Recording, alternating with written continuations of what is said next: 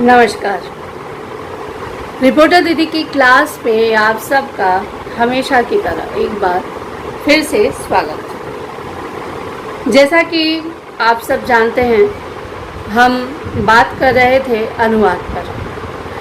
पत्रकारिता में अनुवाद के बारे में बताया। इसके पहले हमने आपको अनुवाद से जुड़ी ज़रूरी जानकारी आपको दी, उसके प्रकार के बारे में बताया, उसकी परिभाषा के बारे में बताया, बहुत सारी बातें की। अब हम इस विषय के अंतिम पड़ाव पर कदम रखने जा रहे हैं, यानी हमने अनुवाद के विभिन्न रूपों के अतिरिक्त पत्रकारिता से उसके संबंध और पत्रकारिता में अनुवाद कैसा हो सकता है या क्या होता है, इसके बारे में आपको बताया। अब हम बात करेंगे आज जो हमने जिसकी भूमिका बांधी थी, अनुवाद और साहित्य, यानी साहित्य में अनुवाद कैसा होता है।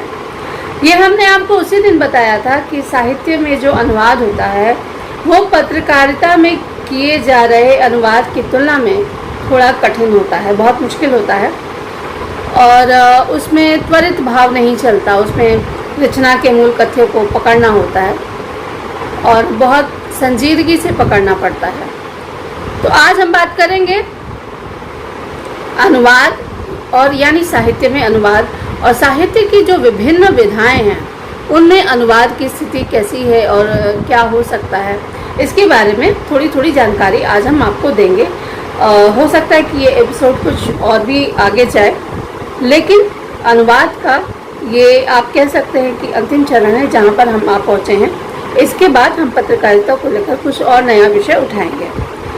तो बात करते हैं साहित्यिक कृतियों में अनुवाद की। साहित्यिक कृतियों में अनुवाद, जैसा कि हमने आपको बताया कि कठिन होता है, अलग होता है, और जो अनुवादक है उसको जिस कृति की वो जिम्मेदारी निभा रहा है, जिस कृति को लेकर वो अनुवाद कर रहा है, उस कृति में जिस देश की बात की गई है, जिस संस्कृति की बात की गई है, जिस परिवेश की बात की गई है, उस परिवेश की जानकारी अनुवादक को होनी चाहिए।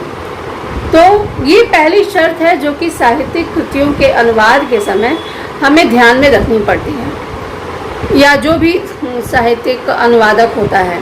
और ये काम आसान बिल्कुल नहीं होता है, ख़ासतौर से इसलिए कि खबर आपकी बहुत ज़्यादा लंबी होगी तो भी कुछ एक पैराग्राफ होंगे, या बहुत हुआ तो एक पेज हुआ, लेकिन जब आप साहित्यिक अनुवाद करते हैं तो कई पन्नों तक चला जाता है, जिसकी कोई सीमा ही नहीं रहती है। एक एक जो पाठ होता है वो कई कई विषयों तक जाता है, कई कई पन्नों तक जाता है। एक ही चीज़ बहुत ज़्यादा लंबी हो जाती है। जैसे आप नाटक में कर रहे हैं तो नाटक में एक ही एकांकी का एक ही जो दृश्य है वो कई दृश्यों तक चला जाता है। तो ये जो है कि अनुवाद में जब आप साहित्यिक अनुवाद करते हैं, उसमें जब कृति को पकड़ते हैं तो उसकी लंबाई की कोई सीमा ही नहीं रहती है। आप जानते ही नहीं है कि छोर इधर से पकड़ा है तो वो अंतिम छोर वो जाएगा कहाँ। तो ये तो एक पहली दिक्कत है कि भाषा, परिवेश, संस्कृति की जानकारी जानने के अतिरिक्त आपको कृति को शुरू से पढ़ने की ज़रूरत है, ताकि आप उसका पहला सिरा आप पकड़ सकें। तो उसमें क्या होता है कि आप जब किसी भौगोलिक क्षेत्र को पकड़ते हैं तो उसकी संस्कृति अपने आप उसके साथ आ जाती है, और अनुवादक को इन चीज़ों का ध्यान रखना बहुत ज़रूरी है। यानी आप अनुवादक हैं तो हम तो कहेंगे कि आप घुमक्कड़ बन जाइए। जितने अच्छे घुमक्कड़ होंगे, जितनी ज़्यादा भाषा जानेंगे, आप उतने ही अच्छे अनुवादक बनेंगे। तो ये जो है कि पहली शर्त है साहित्यिक अनुवाद में, और सावधानी तो बहुत बरतनी पड़ती है, जिसके बारे में हमने आपको बताया था। लेकिन ये इनमें से अधिकतर सावधानियां जो हैं वो वही हैं सांस्कृतिक और साहित्यिक परिवेश को लेकर, उसके इतिहास को लेकर। तो ये जो चीज़ें हैं इनका ध्यान आपको बहुत ज़्यादा रखना पड़ता है। आप इसे नज़रअंदाज नहीं कर सकते, आपको इन चीज़ों को साथ में लेकर चलना होगा। तो ये आज जो शुरुआत है, हम आपको बता दें कि साहित्यिक अनुवाद के बारे में हम आपको बता रहे हैं। तो शुरुआत करते हैं हम कथा साहित्य। कविता के बारे में हमने बात की थी कि कविता का अनुवाद कितना कठिन होता है, इसके बारे में हमने आपको बताया था। क्योंकि कथा साहित्य है वो बहुत इतिवृत्तात्मक है, चीज़ें आपके सामने हैं, आपने उसको देखकर धड़ाधड़ कुछ भी कोशिश किए, लेकिन कविता में मूल भाव को पकड़ना तो बहुत ज़्यादा मुश्किल काम है। तो कविता का अनुवाद मुझे लगता है कि बहुत ज़्यादा कठिन है, लेकिन कथा साहित्य का अनुवाद भी आसान नहीं है। आसान तो वैसे कुछ भी नहीं है, लेकिन ये आपकी निपुणता पर निर्भर करता है कि आप जितना ज़्यादा जानेंगे चीज़ें आपको उतनी ही आसान लगेंगे। तो जब हम कथा साहित्य के अनुवाद की बात करते हैं तो हम आपको ये बताएं कि संरचना के आधार पर जो कथा साहित्य है वो एक संश्लिष्ट साहित्यिक विधा है। संश्लिष्ट साहित्यिक विधा मतलब कि कविता में आप देखेंगे कि दोहे भी होते हैं, चौपाई भी होती है, पद होते हैं, छंद होते हैं। तो कविता किस रूप में लिखी जाती है, या कौन सी पंक्ति पहले आएगी, कौन सी पंक्ति अंत में जाएगी, या किस तरह से उसे सजाया जाएगा, ये काफ़ी सारी चीज़ें मायने रखती हैं। लेकिन कथा साहित्य जब आप करेंगे तो कथा साहित्य में एक क्रम होता है, बहुत एक संश्लिष्ट मतलब एक बहुत बंधी हुई चीज़ होती है। तो आपके लिए अनुमान लगाना आसान होता है कि कौन सी पंक्ति कहाँ पे होगी और कौन सा अनुवाद किस जगह पे फिट बैठेगा। यानी अगर पंक्ति को ऊपर नीचे अगर कविता में कर सकते हैं, कथा साहित्य में इसकी गुंजाइश बहुत कम होती है। इसके बावजूद कथा साहित्य जो होता है चूँकि बातचीत की तरह होता है, अगर आप भाषा को जानते हैं तो वहाँ पर आपके लिए काम करना जो है वो थोड़ा सा आसान हो जाता है। संवाद होता है, संवाद के ज़रिए जो है पात्र अपने आप को अभिव्यक्त करते हैं, अपनी भावनाओं को अभिव्यक्त करते हैं। तो संवाद जैसी जो स्थिति है वो कथा साहित्य में होती है। नाटकों में तो और भी ज़्यादा होती है, क्योंकि नाटक तो पूरी तरह ही संवाद पर टिके होते हैं। देखा जाए तो जो अनुवाद होता है वो सिर्फ शब्दों का नहीं होता, बल्कि भावों का होता है। और भावों को ही अलग अलग भाषाओं में अलग अलग तरीके से अभिव्यक्त किया जाता है। तो उसमें होता क्या है कि आपको जो स्रोत भाषा है उसमें जो कथ्य हैं वो पकड़ने होते हैं। और जैसा कि अनुवाद का नियम है कि लक्ष्य भाषा में आपको उसको ले जाना है, मूल कथ्य को दूसरी भाषा में लेके जाना होता है। और ये तब होगा जब आप मूल कथ्य को भी अच्छी तरह समझेंगे। कथा साहित्य में भी यही स्थिति है कि आपको जो भी मूल बातें हैं, कथा वस्तु की जो मूल बातें हैं उसको आपको समझनी होगी। और जिस दृश्य का वर्णन किया जा रहा है या जिस घटना को सामने रखने की कोशिश लेखक ने की है या उसने जो रखा है उसको सामने रखना ज़रूरी है, उसको समझना ज़्यादा ज़रूरी है। और आपकी भाषा भी उस पात्र के व्यक्तित्व के अनुसार होनी चाहिए, उसके अनुसार ही आपको ढालना पड़ेगा। कहने के लिए कविता में ऐसी कोई बाध्यता नहीं है, क्योंकि कविता में पात्र के चरित्र चित्रण जैसी चीज़ें बहुत कम होती हैं, ये प्रबंध काव्य में होती हैं। लेकिन फिर भी वहाँ पे जो चीज़ें तीव्रतात्मक तरीके से ही जाएं, ये भी हमेशा ज़रूरी नहीं है। आप अपनी थोड़ी बहुत कल्पना वहाँ पे जोड़ सकते हैं। लेकिन कथा साहित्य में जब आप किसी पात्र का चरित्र चित्रण कर रहे हैं तो आपको उस पात्र के व्यक्तित्व को पढ़ना होता है। और आपकी भाषा शैली, आप जो भी भाषा इस्तेमाल करेंगे, जिस भाषा का भी उपयोग करेंगे, उस पात्र के चरित्र के अनुकूल होनी चाहिए। उदाहरण के लिए कि एक ही बात को अगर दो अलग अलग पात्र कहते हैं तो उनके कहने का तरीका अलग होता है। मैं बस एक उदाहरण देती हूँ। मान लीजिए हमने रामायण की बात की, तो राम एक ही बात को जिस तरीके से अलग कहेंगे, रावण उसी चीज़ को अलग तरीके से कहेगा। सीता जिस दृष्टि को विकसित करती हैं या बात को जिस तरह से रखती हैं, वो दृष्टि हो सकता है कि शूर्पणखा की ना हो, क्योंकि सबकी अपनी अपनी दृष्टि होती है, अपने अपने चरित्र आकलन होते हैं, अपने अपने विचार होते हैं। तो इसी लिहाज से लेखक को भी अपनी भाषा उसी के अनुसार गढ़नी पड़ती है। उदाहरण के लिए कि अगर हम किसी खलनायक के मुंह से बहुत अच्छी अच्छी बातें और बहुत प्रवचन जैसी बातें अगर हम बुलवाना चाहेंगे तो बहुत अजीब लगेगा। ठीक उसी तरह से कि अगर किसी कथा का पात्र बहुत ही ज़्यादा शांत है, अगर कोई नायक या नायिका है बहुत ज़्यादा शांत है और उसके मुंह से गाली बुलवाना चाहते हैं, तो ये आपके जो पूरी संरचना है, कथा वस्तु की जो संरचना है उसमें खलल डाल देगा। ये बात फिर सही नहीं होगी। तो लेखक जो भी लिखता है वो तो अपनी दृष्टि से लिखता ही है, लेकिन अगर आप अनुवाद करें तो आपको अनुवाद करते समय भी उतना ही डूबना पड़ेगा जितना लेखक अपने उन पात्रों की रचना के समय डूबा होगा। जब तक आप पात्र को नहीं समझेंगे, चरित्र को नहीं समझेंगे, तब तक आप उसके अनुरूप उस भाषा को विकसित कर ही नहीं पाएंगे कि जिस भाषा की ज़रूरत उस कृति में, उस दृश्य में, उस चरित्र को है, जो कि लेखक कहना चाहता है। तो भाषा जो है वो बहुत ज़्यादा मायने रखती है और ये ऐसी चीज़ है जिसे हम नज़रअंदाज नहीं कर सकते हैं। और उससे भी ज़्यादा ज़रूरी बात है कि आपने मूल भाषा तो पकड़ ली, लेकिन आपको अपने पात्रों के अनुरूप उन संवादों का चयन लक्ष्य भाषा में करना है, क्योंकि आप अनुवाद तो उसी में कर रहे हैं। तो जाहिर सी बात है कि जब तक आप भाषा को गहराई से जानेंगे नहीं, आप उन संवादों को पकड़ ही नहीं पाएंगे। इसीलिए अध्ययन बहुत ज़्यादा ज़रूरी है, क्योंकि इसके अभाव में आप उस विचार को पकड़ ही नहीं पाएंगे जिस विचार के साथ लेखक ने उस पात्र की रचना की है। क्योंकि किसी भी कथा साहित्य में, उपन्यास में, या किसी भी चीज़ में, या किसी भी फिल्म में, कुछ भी ऐसा अगर लेखक किसी पात्र की रचना करता है तो उसका एक कारण होता है। सृष्टि में बगैर कारण के कुछ भी नहीं होता। इसी प्रकार लेखक भी जब कुछ रचता है तो उसमें एक कारण होता है, और इसी के साथ अनुवादक जब किसी कृति का अनुवाद करता है तो उसके पास भी वो कारण स्पष्ट होना चाहिए कि उस कारण की वजह से, उस कारण को लेकर उसने उस पात्र को इस रूप में ढाला जिसकी ज़रूरत है।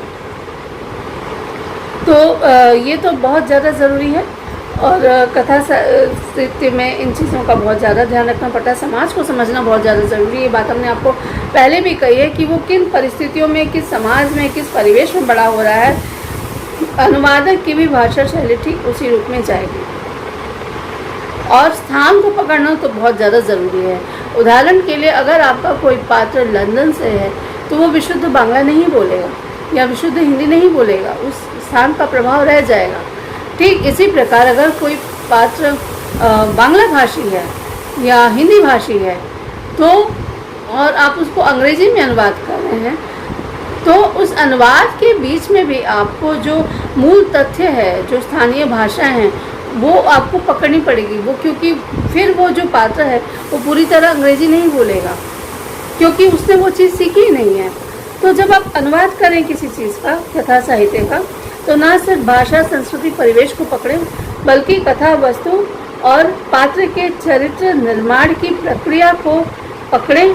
ज़रूरत पड़े तो इसके लिए लेखक के साथ बैठें, उनसे बात करें और पता लगाएं कि आखिर वो इसके ज़रिए वो कहना क्या चाहते हैं। आप कृति से अगर जुड़ना चाहते हैं और आप उसमें पूरा अपना 100% देना चाहते हैं, तो ये सिर्फ शब्दानुवाद नहीं हो सकता, सिर्फ भावानुवाद नहीं हो सकता है, और ना ही ये सारानुवाद हो सकता है, बल्कि ये एकदम डूब कर किया जाने वाला कृति अनुवाद होता है। और इसमें किसी भी लापरवाही की कोई गुंजाइश नहीं होती है। आपको वो भाव पकड़ने होंगे, अलंकार, बिंब और व्यंग्यार्थ, प्रतीक, ये जितनी भी सारी चीज़ें हैं उस कृति के बीच में जितनी भी आती हैं, सब आपको पकड़नी ही नहीं होती हैं, बल्कि उस स्थिति के अनुसार आपको बदलनी भी पड़ती हैं। उदाहरण के लिए, अगर मान लीजिए दक्षिण में कोई फिल्म बनी, तो दक्षिण में जो फिल्म बनी वो दक्षिण के परिवेश में बनेगी, लेकिन वही दक्षिण की फिल्म जब बॉलीवुड में आएगी या किसी अन्य क्षेत्रीय भाषा में बनती है, तो वो जो चीज़ें हैं वो जिस भाषा में अनुवाद किया जा रहा है या जिस भाषा में बन रही है, उसके अनुसार उन चीज़ों को बदलना होगा। तो आप एक तरह से कह सकते हैं कि किसी भी कृति का अनुवाद सिर्फ किसी कृति का अनुवाद नहीं हो सकता है, बल्कि वो एक तरह का साहित्यिक और सांस्कृतिक अनुवाद भी हो सकता है, और उसको समझना बहुत ज़्यादा ज़रूरी होता है। अगर हम बात नाटक की करें, क्योंकि नाटक का अनुवाद बहुत ज़्यादा कठिन होता है। नाटक का अनुवाद कथा वस्तु में अपने साथ एक निश्चित रूप से एक अनुशासन तो लेकर चलता है, लेकिन यहाँ पे संवाद बहुत होते हैं। और जैसे कि मैंने कहा कि पात्र और चरित्र, चित्रण और चरित्रों को समझना, ये यहाँ बहुत ज़्यादा होता है, क्योंकि वो जो भी पात्र है वो आपके सामने प्रत्यक्ष है। जब आप किसी नाटक को एक भाषा से दूसरी भाषा में लेके जा रहे हैं, तो वहाँ पे प्रस्तुति बहुत ज़्यादा महत्वपूर्ण हो जाती है।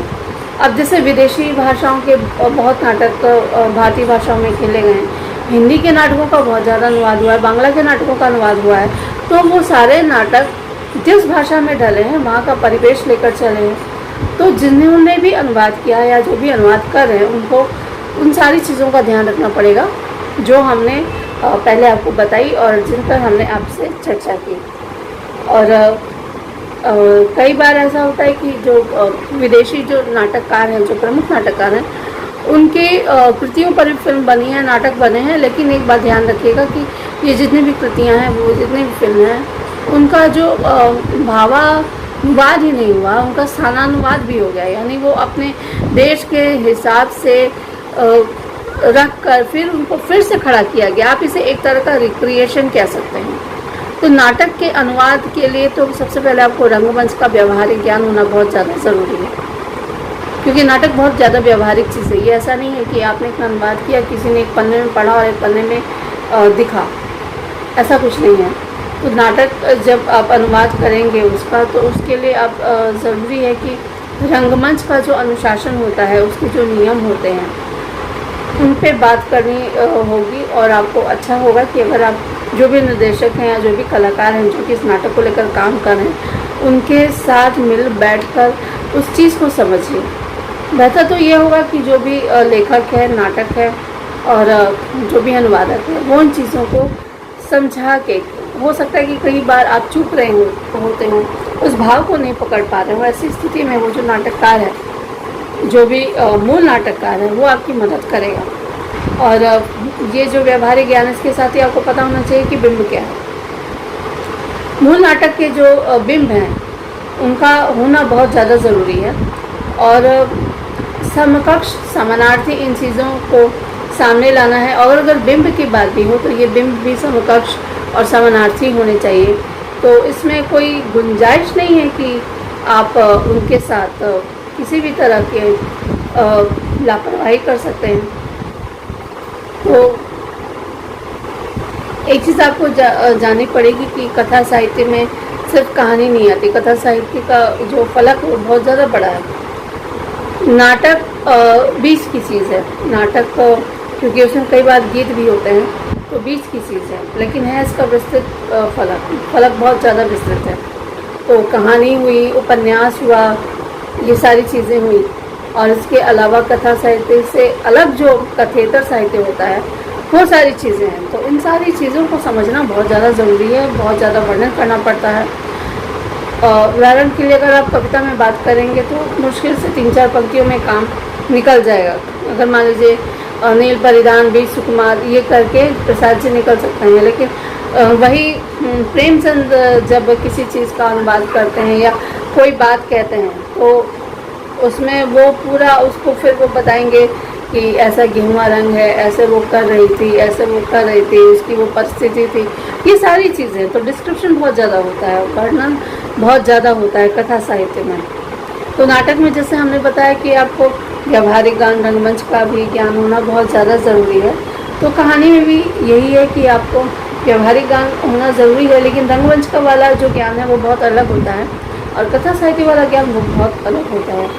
तो कथा साहित्य चूँकि बहुत ज़्यादा वर्णनात्मक होता है और ये ज़रूरी है कि आप ये जो स्टाइल है, ये जो शैली है वर्णन करने की, वो आपके अनुवाद में भी बनी रहे। और ये बहुत कामयाबी हो रही है कि जब आप उन चीज़ों को 10 का 10 अनुवाद के साथ उतार सकते हैं उस लक्ष्य भाषा में। वहाँ पे क्या होता है कि अनुवादक को मूल लेखक के साथ तारतम्य स्थापित करते हुए काम करना पड़ता है। और लेकिन आपको इस बात का ध्यान रखना होगा कि आप जो अनुवाद कर रहे हैं उसमें शुद्धता, अतिशुद्धता और ये सारी चीज़ें बैठाने के चक्कर में पठनीयता का गुण समाप्त नहीं होना चाहिए, क्योंकि यही वो चीज़ है जो कि आपकी कृति के अनुवाद, जो कि कृति किसी भी कृति के अनुवाद को सफल या असफल बनाती है कि जनता उसे कितना जोड़ती है। क्योंकि लोग तुलना करते हैं। फिर मान लीजिए अगर कोई फिल्म 2 भाषाओं में अगर प्रदर्शित होती है तो लोग तुलना करेंगे, ये व्यवहारिक है। आप लाख कहिए कि आप दोनों का कोई मतलब मेल नहीं है या आप लोगों में तुलना नहीं हो सकती, लेकिन जनता है, जनता तो तुलना करेगी और आपको ये तुलना देखनी भी होगी। तो इसमें जो पठनीयता का गुण है वो बहुत ज़्यादा ज़रूरी है, चाहे वो मूल साहित्य हो चाहे वो अनुदित साहित्य हो, और उसमें भाषा में प्रवाह होना ज़रूरी है जिससे चीज़ें रोचक बनी रहें। और मुहावरे और लोकोक्तियाँ, ये उनकी समझ आपको जितनी ज़्यादा होगी, ये रोचकता, ये पठनीयता उतनी ही ज़्यादा बढ़ेगी। लंबे लंबे वाक्य हैं तो लंबे लंबे वाक्यों को तोड़ दीजिए। कोई ज़रूरी नहीं है कि 3-4 वाक्यों को कहने के लिए एक ही वाक्य में कहा जाए, इसकी कोई ज़रूरत नहीं है। आपको क्या करना है कि अगर वाक्य कोई बहुत लंबा है तो उसको तोड़ के 2-3 अलग अलग वाक्य बनाइए, पर ऐसे वाक्य बनाइए जिसको जनता समझ सके। यानी ज़बरदस्ती वो विद्वता दिखाने के चक्कर में बहुत ज़्यादा लंबा उसको करने की ज़रूरत नहीं है। आपको बात को समझना होगा। और जब आप जनता के लिए काम करें, आप आम जनता के लिए काम करें, उनको समझाने के लिए काम करें जिनकी ऐसी कोई जानकारी नहीं है, तो आप क्या करेंगे? आप उन चीज़ों को सरल से सरल रूप में सामने लाएंगे। और लंबी बातों को या लंबे वाक्यों को अलग अलग सरल बातों में या वाक्यों में तोड़ना इसी प्रक्रिया का एक हिस्सा है। क्षेत्रीय शब्दों का प्रयोग कीजिए, यानी अनुवाद जो है जहाँ से है, जिस परिस्थिति में है, वहाँ के जो शब्द हैं उनका उपयोग करिए तो चीज़ें और ज़्यादा प्रामाणिक बनती हैं। रोचकता तो आती है, इसके साथ ही ये होता है कि जिस भाषा में या जिस भाषा का इस्तेमाल किया जा रहा है, जिस क्षेत्रीय भाषा का या राष्ट्रीय अंतर्राष्ट्रीय भाषा का, वहाँ के जो लोग हैं इससे इस अनुवाद से खुद को जुड़ा हुआ महसूस करेंगे। तो क्षेत्रीय भाषाओं का उपयोग करना बहुत ज़्यादा ज़रूरी है। और ऐसे शब्दों का इस्तेमाल कीजिए जो कि हम आम जीवन में जिसका इस्तेमाल करते हैं, चाहे वो मुहावरे हो, चाहे लोकोक्तियाँ हों, चाहे ऐसे कुछ वचन हो जिनको हम आमतौर पे इस्तेमाल करते हैं। जैसे बचकाना आपको हो सकता है कि बहुत ज़्यादा ये तत्सम ना लगे, मतलब तत्सम कहते हैं कि देशज आपको लगेगा या आप सोचेंगे कि क्या बचकानी हरकत है। लेकिन वहीं अगर आपको जनता को पढ़वाना होगा तो ये चीज़ें बहुत जल्दी अपील करती हैं, क्योंकि लोग इनमें अपनी छवि देखते हैं, बोलेंगे कि हाँ यही सारी चीज़ें तो हम इस्तेमाल करते हैं। पीट दिया, मार दिया या ऐसा किया या जो भी आम जिंदगी में आप जिन मुहावरों और लोकोक्तियों का इस्तेमाल करते हैं, आप अपने अनुवाद को बेहतर बनाने के लिए उनका इस्तेमाल कर सकते हैं, एकदम धड़ल्ले से कर सकते हैं। लेकिन आपको इस बात का ध्यान रखना होगा कि अनुवाद की जो गरिमा है वो बनी रहे। इसके लिए ज़रूरी है कि आप अश्लीलता और गालियों से परहेज रखें और उन्हीं चीज़ों को लें जिनसे आपकी रचना को एक उड़ान मिले, आपके अनुवाद को एक नई ऊंचाई मिले, क्योंकि लोग तो तुलना करेंगे। लेकिन ऐसे भी शब्द हैं जो कि संस्कृत से हैं, लेकिन हम लोग उनको इस्तेमाल कर सकते हैं, जैसे अंतर्मुखी, अभिभूत और अनाचारी, अत्याचारी, ये सब संस्कृत के शब्द हैं। लेकिन हमारी आम जिंदगी में, हमारे आम जीवन में इस तरह से घुल मिल गए हैं कि दोनों सब इनका इस्तेमाल किया जा सकता है। और बहुत ज़्यादा आपको बीच की यात्रा करनी है। कहने का मतलब ये है कि एक जो अनुवादक है वो सेतु की तरह काम करता है। ऐसा ना हो कि आप मूल कृति का लक्ष्य भाषा में इतना ज़्यादा अनुवाद कर दें कि बीच के लोग समझ ही ना सकें। यानी आपको जो भाषा इस्तेमाल करनी है वो ऐसी समझनी है कि मूल भाषा के लोग भी उसको समझ सकें और लक्ष्य भाषा में जो लोग पढ़ रहे हैं उसको भी समझ सकें। उदाहरण के लिए मैं बता दूं, मराठी की बहुत सारी कृतियों का अनुवाद हिंदी में हुआ है। तो जो भी अनुवादक है उनको इस बात का ध्यान रखना होगा कि वो जो भी अनुवाद कर रहे हैं उसको हिंदी के लोग भी समझ सकें और मराठी के लोग भी समझ सकें। उनको किसी प्रकार की शिकायत ना हो कि भाषा से इस तरह की छेड़छाड़ की गई है। थोड़ी बहुत छूट सब लेते हैं, ली जा सकती है, लेकिन छूट के नाम पर आप कुछ भी कर देंगे या कुछ भी लिख देंगे, ये अच्छी बात नहीं होगी। तो आपको इन बातों का ध्यान रखना होगा। और कथा साहित्य के अनुवाद के बारे में हमको एक छोटी सी ये मैंने बताया। नाटक के बारे में हमने बताया कि आपको रंगमंच का ध्यान होना चाहिए। और कविता का अनुवाद हम आपको पहले ही बता चुके हैं कि साहित्य की सभी विधाओं से ये कठिन होता है, क्योंकि कथा साहित्य फिर भी इतिवृत्तात्मक है, आपको डिस्क्रिप्शन देना होता है, आप फिर भी समझ के कर लेंगे। लेकिन कविता में वहाँ से जिस मूल अर्थ को समझने के लिए आप शब्द कहाँ से लाएंगे, ये बहुत ज़्यादा टेढ़ी खीर होती है। कविता का अनुवाद बहुत ज़्यादा कठिन है, जो भी करते हैं वो बहुत बड़ा काम करते हैं। और क्योंकि जो अनुवाद है ना, उसको लेकर बहुत ज़्यादा लोगों की उम्मीदें बढ़ जाती हैं। उदाहरण के लिए अगर किसी ने रविंद्रनाथ की कविता का अनुवाद किया है या किसी ने प्रेमचंद की कहानी का अनुवाद किया, तो प्रेमचंद की कहानी तो आम बोलचाल की भाषा में कोई भी करेगा, लेकिन रविंद्रनाथ या जयशंकर प्रसाद की कविताओं का अनुवाद करने चलेंगे और उसमें ज़रा सा भी ऊंच नीच रह गई, तब तो आपकी खैर नहीं। लोग सीधे आपकी तुलना एकदम रविंद्रनाथ से या प्रसाद जी से करने लगते हैं। क्या संभव है? ये बहुत ज़्यादा इम्प्रैक्टिकल, अव्यवहारिक है, लेकिन ऐसा होता है। तो क्या है कि मूल का जो कथ्य है और उसकी कथन शैली है, उन दोनों से ही बहुत ज़्यादा आपको नज़दीकी रखनी पड़ती है कविता के अनुवाद में। कविता में निकटतम जो अर्थ है उसका होना बहुत ज़्यादा ज़रूरी होता है, इसलिए कविता का अनुवाद तो बहुत ज़्यादा कठिन होता है। और अनुवाद में ला पाना, उसके लिए वैसे शब्द खोज पाना, और अगर अनुवादक ऐसा कर लेता है तो ये उसकी उपलब्धि होती है। हम कविता का अनुवाद हर कोई नहीं कर पाता, क्योंकि सबसे बड़ी बात है कि कथा साहित्य में आपके लिए चीज़ों को समझाना आसान है, लेकिन जो भाव है, चरित्र को पढ़ने की जो समझ है, जो चरित्र चित्रण है, वो जब आप कविता में करने जाते हैं, जैसे राम की शक्ति पूजा में राम के चरित्र का जो चित्रण निराला जी करते हैं, वो अगर हम किसी भाषा में करना चाहेंगे या करने जाएंगे तो वैसे शब्द खोजना ही बहुत ज़्यादा कठिन होगा। और जब आप करेंगे या आपने किसी भी तरह से उसका अनुवाद कर भी लिया तो लोग इतनी तुलना करेंगे कि आप अगर उस ऊंचाई तक नहीं पहुंच पाएंगे, फिर आपने सोचेंगे हमने भैया क्यों किया। लेकिन ये होता है।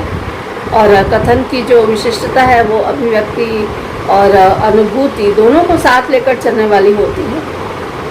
और कथन और अभिव्यक्ति तो हर भाषा की बहुत ज़्यादा ज़रूरी है। संतुलन बैठाए रखना ज़रूरी है, लेकिन हर बार संभव नहीं होता है कि आप संतुलन, जो भी संतुलन है वो बैठाएंगे। तो ये जो साहित्य का अनुवाद है वो बहुत पत्रकारिता की तुलना में बहुत ज़्यादा मुश्किल होता है। पत्रकारिता में तो हम लोग कई बार बच जाते हैं, क्योंकि कई बार तो ऐसा भी होता है कि जो हमारी समझ में नहीं आएगा वो पाठक की समझ में क्या आएगा। तो कई बार ये होता है कि खबर बहुत ज़्यादा लंबी होती है, हमने पीछे नीचे से निकाल दिया। वैसे भी एक बार में जगह नहीं होती है, इतना अनुवाद करने जाएंगे तो ना तो हमारे पास इतना समय है, और उसमें चूँकि बहुत त्वरित कार्रवाई होती है, अखबारों में तो और प्लेट्स का मामला होता है, समय का मामला होता है, तो हम करेंगे क्या करके।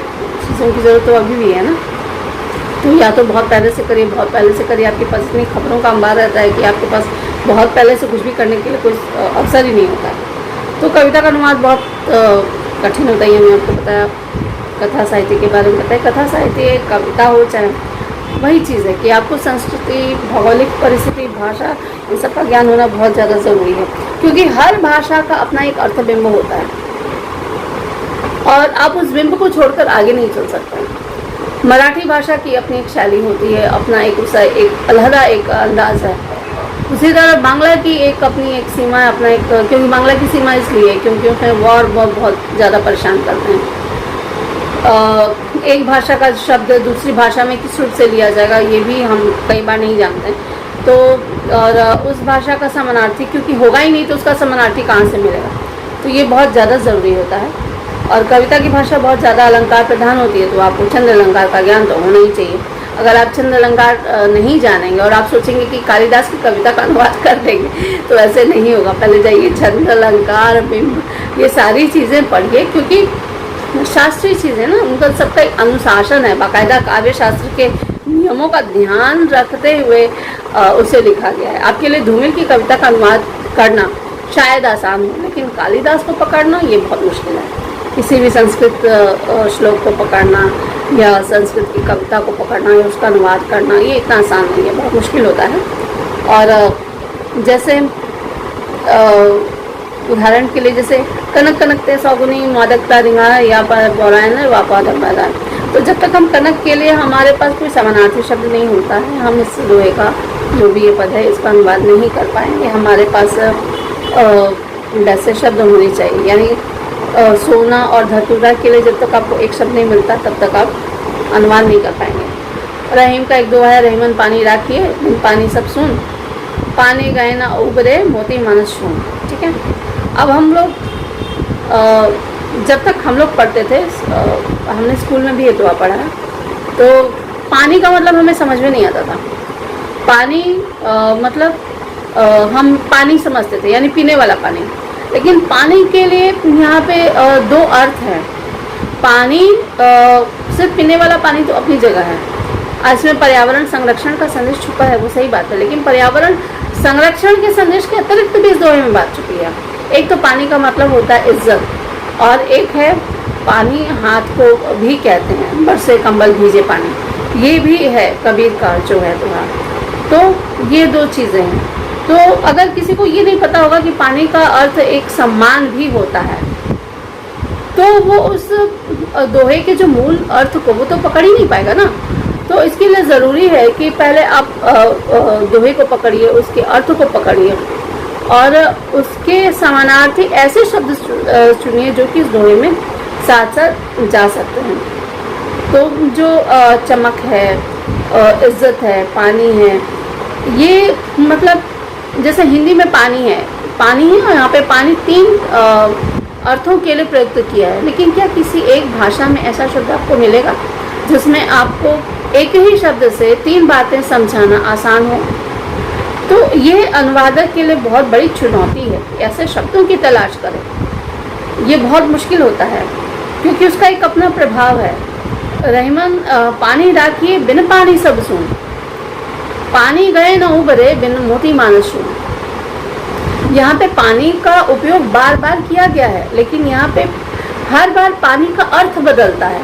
तो जब आप इस दोहे को किसी और भाषा में लेके जा रहे हैं तो आपको वैसे शब्द खोजने पड़ेंगे जो कि पानी के उस पानी की जगह आप जो भी शब्द इस्तेमाल करेंगे, आपको ऐसा शब्द चुनना पड़ेगा कि जो कि आप एक साथ 3 अर्थ रहे। जैसे अगर आप इसे अंग्रेजी में दोहा करेंगे तो वाटर वाटर वाटर करके काम नहीं चला सकते हैं। आपको वैसा शब्द चुनना पड़ेगा जिसमें एक साथ 3 अर्थ ध्वनित होते होंगे, और सच मानिए ये काम जो है वो बहुत कठिन होता है। यही कारण है कि जो भी रीतिकालीन कविताएं हैं, मध्यकालीन कविताएं, या हमारे जो हिंदी साहित्य की आधुनिक कालीन जो कविता है उनका अनुवाद बहुत कम होता है, और जो होता है वो भी सोचना पड़ता है कि कैसा हुआ। बहुत लोग अच्छा अनुवाद कर भी लेते हैं और कई बार नहीं होता है, तो निश्चित रूप से अनुवाद का काम तो बहुत मुश्किल होता है। और दूसरी बात, कविता तो छंदबद्ध होती है, आप उसमें कुछ भी नहीं घुसा सकते हैं। आपको ऐसी चीज़ें घुसानी होगी जो उस कविता के शब्द के साथ जाए, यानी उसकी गेयता, उसकी लयात्मकता ये बनी रहे। ये काम बहुत ज़्यादा कठिन होता है। शब्द तो बहुत सारे हैं, लेकिन उस शब्द की तलाश करना जो कि उस कविता की पंक्तियों के साथ जाए, ये बहुत कठिन काम होता है। तो अनुवादक की अपनी बहुत ज़्यादा चुनौतियाँ होती हैं, खासतौर से जो साहित्यिक अनुवाद करते हैं उनकी तो बहुत ज़्यादा परेशानी होती है, क्योंकि अनुवादक यदि लक्ष्य भाषा में अगर मूल छंद का जस का तस रखना चाहेगा या रख देगा, तब तो अनुवाद का कोई मतलब नहीं है ना उस कविता का प्रभावी। क्योंकि अब अंग्रेजी में हम प्रसाद का जो ये है, इन पंक्तियों को हम बीती विभावरी जागरी मान लें। अब हम बीती विभावरी जागरी को अंग्रेजी में जस का तस तो नहीं रख सकते ना, तो या रहीमन पानी राखिए अंग्रेजी में तो हम लोग जस का तस नहीं रख सकते हैं। अब या तो उसका भावानुवाद करें या फिर ऐसे शब्द तलाशें, क्योंकि ऐसा अगर हम रखेंगे तो खूबसूरती नष्ट हो जाएगी। क्यों? और इससे ये होगा कि जो मूल भाषा में जिसमें वो कृति लिखी गई है या जो कविता लिखी गई है, फिर वहाँ के लोगों को पूरा लगेगा। क्योंकि जैसे कि मैंने बताया कि अनुवाद होता है संस्कृति और साहित्य का मामला है, वहाँ के आसपास के लोगों का मामला है, जनता का मामला है। तो अब वो एक दूसरे से जुड़े हुए होते हैं, तो आप उनकी भावनाओं के साथ खिलवाड़ नहीं कर सकते हैं। तो अनुवाद का काम जो होता है वो एकदम दुधारी तलवार पे चलना होता है। और सबका अपना अपना स्टाइल ही है, सबकी अपनी अपनी स्टाइल है, सबके अपने इतने बात करने का, काम करने का तरीका है। तो आज की कक्षा में हमने अपनी तरफ से साहित्यिक अनुवाद की जो चीज़ें हैं वो विधाओं के अनुसार थोड़ा थोड़ा बताने की कोशिश की है। आपको अगर इससे बेहतर कुछ मिले तो हमें बताइए, क्योंकि हम तो हमेशा सीखते रहते हैं और ज्ञान जहाँ से भी मिले लेना चाहिए। ये ज्ञान के विस्तार या प्रसार होने की कोशिश है, क्योंकि मुझे अच्छा लगेगा कि अगर आप लोग कमेंट्स बॉक्स में बात करें, अगर विषय बताएं। तो आज अनुवाद की जो कक्षा है वो हम यहाँ पे समाप्त करते हैं। पत्रकारिता की कक्षा में अब हम अगली जो भी प्रस्तुति है हमारी अगले पाठ के साथ हम आपके सामने आएंगे और हम बहुत जल्दी ये भी शुरू करेंगे, पत्रकारिता के इतिहास पे बात करेंगे। अलग अलग जो अखबार हैं, पत्रिकाएं हैं, अलग अलग जो पत्रकार हैं उनके बारे में बात करेंगे। तो हमारे साथ बने रहिए और पढ़ते रहिए, अपना ध्यान रखिएगा और ज़्यादा घूमिएगा फिरिएगा नहीं, ठीक है। नमस्कार।